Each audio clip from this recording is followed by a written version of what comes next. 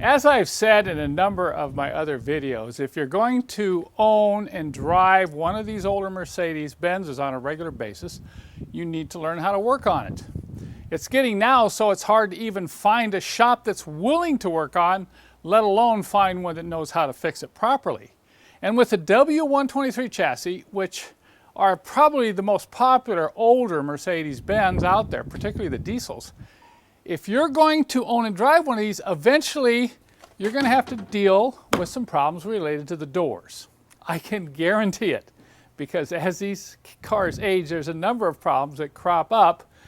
And I've written a number of manuals, I have a number of parts, a number of resources on my website which can teach you how to fix these and provide the parts you need to do it yourself. And when you do this, you're going to save hundreds of dollars. Look at here.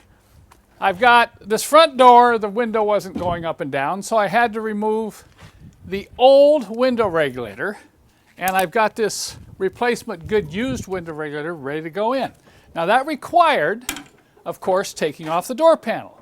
And if you don't know how to take the door panel off properly, you can run into some real problems. You can actually damage the door panel. No! Shoot! No! Okay, look at here. See, I'm working on the passenger front door on this 300 TD wagon. You can see I've already removed the door panel, and I'm going to have to replace the window regulator. I've been able to pick up a good used window regulator, which will mount up in here.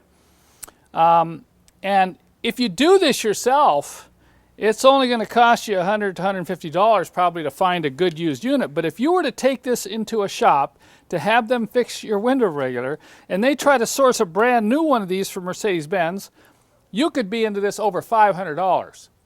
So it's, like I said, it's really important. But when you get into the doors, there's other issues that you're going to have to deal with. One is the check strap. This particular door, the door check, which is located right up here, is in good condition. And you can see how it locks good and it's not making squeaking and groaning sound.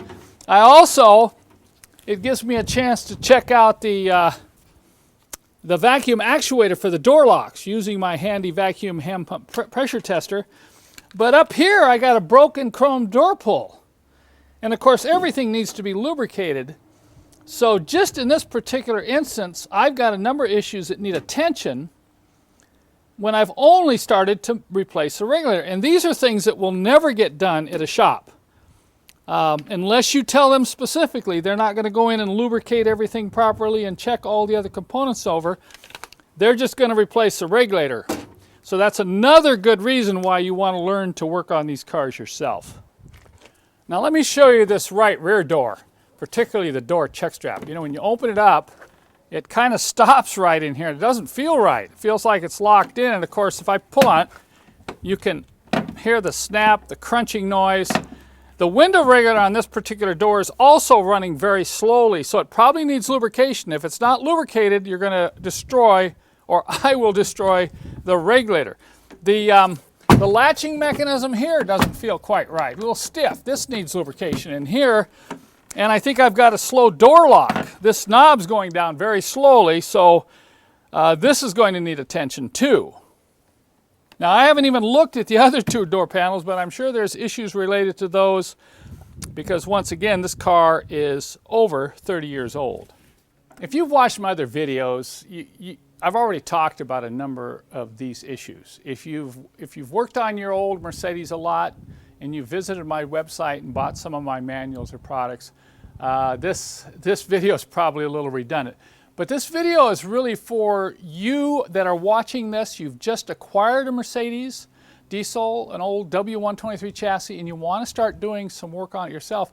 I would encourage you to start with the doors, because it's something you can do quite easily. It doesn't take a lot of special tools, and if you're new at working on your own car, it'll help to develop some real confidence when you learn how to get these door panels off properly. And by the way, I've seen so many of these busted up. I've seen clips busted, I've seen map pocket attach points busted, I've seen the top edge damaged. It's obvious that a lot of people don't know how to remove these door panels properly, so it begins there.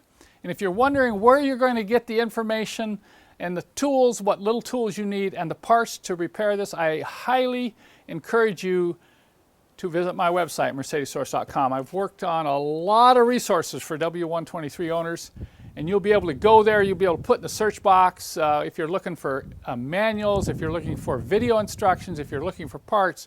I encourage you to use my search box. I will put some key links below in the description where it says show more. You won't be able to probably see it, but click on show more and I'll put some key links on some of these products and instructions that I've been talking about.